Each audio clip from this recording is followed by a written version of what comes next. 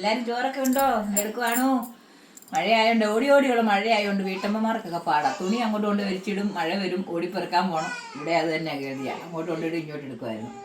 പിന്നെ ഇന്നിപ്പം ദേവൂരൊന്നും പോകണ്ടാത്തതുകൊണ്ട് ഇവിടെ ഉണ്ടായിരുന്നു. ഞങ്ങൾ രാവിലെ അമ്പലത്തിലേക്ക് കൊണ്ടുപോയി. ഞാൻ ആ ബ്ലഡിൻ്റെ കാര്യം പറഞ്ഞതേ, മോൻ സത്യമുള്ള കാര്യം പറഞ്ഞത്. ആദ്യമേ മോൻ്റെ ഓ നെഗറ്റീവായിരുന്നു. അതെനിക്ക് തോന്നുന്നു അവിടെ ഗവൺമെന്റ് ആശുപത്രി നോക്കിയപ്പോൾ മാറിപ്പോയതാണ്.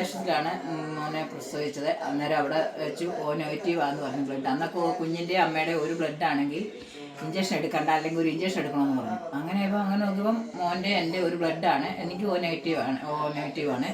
അവൻ്റെ നെഗറ്റീവ് ആയതുകൊണ്ട് എനിക്ക് ഇഞ്ചക്ഷൻ എടുക്കണ്ടെന്ന് പറഞ്ഞതാണ്. സത്യമായ കാര്യം പറഞ്ഞത്. അത് കഴിഞ്ഞ് പിന്നെ വലുതായപ്പോൾ ചെന്ന് നോക്കുമ്പോൾ ഓ നെഗറ്റീവ് എന്നുള്ള ഓ പോസിറ്റീവായി അവൻ്റെ.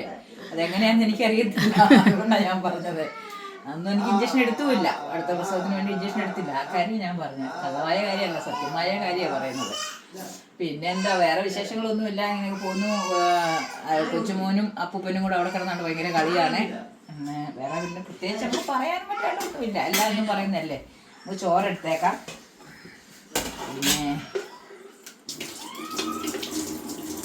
പിന്നെ നമുക്ക് ചോറെടുത്തു.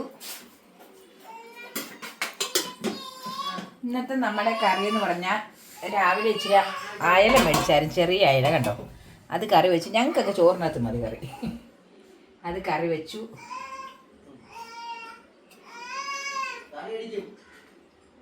പിന്നെ പാവയ്ക്കായും പയറും കൂടത്തെ മെഴുക്കുവരട്ടി വെച്ചു. അപ്പം ദേവമൊക്കെ വീട്ടിൽ പോകുമല്ലോ. പിന്നെ പോയി വൈകിട്ട് എനിക്ക് വെച്ചത് മാത്രം മതിയല്ലോ. ഇച്ചിരി ഇരുന്നാലും കുഴപ്പമില്ല. പിന്നെ മീനും പപ്പടവും ഉണ്ട്. ഇന്നത്തെ ഞങ്ങളുടെ ചോറിൻ്റെ കറി ഇതൊക്കെയാണ്. മീൻകറി ഉണ്ട്, മീൻ വറുത്തത്, മെഴുക്കുവരട്ടി, പപ്പടം. നിങ്ങൾക്ക് എന്തൊക്കെയാണ് കറിയും ചോറൊക്കെ ഉണ്ടോ? എല്ലാവരും കാര്യങ്ങൾ പറയണം. ഓടി വായോ ചോറണ.